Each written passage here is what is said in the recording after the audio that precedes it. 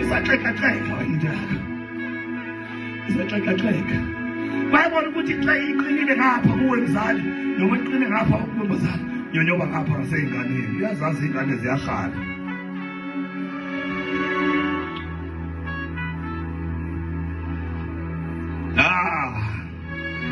Angikho-ke lapho ngila ekuvunyweni ukuthi loyo ngivumayo nami ngiyakumvuma, ongiphilayo nami ngiyakumphila.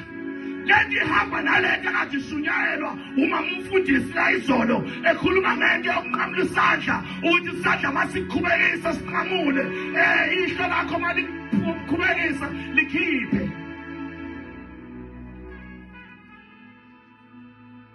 Ingakho uJesu ethi angilethanga ukuthula mina, lethi inkemba. Uthi uJesu angilethanga ukuthula, ngiletha inkemba.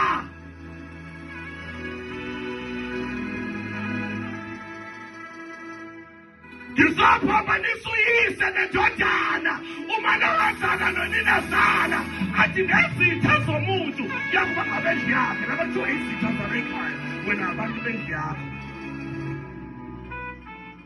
abantu bendlu yakho.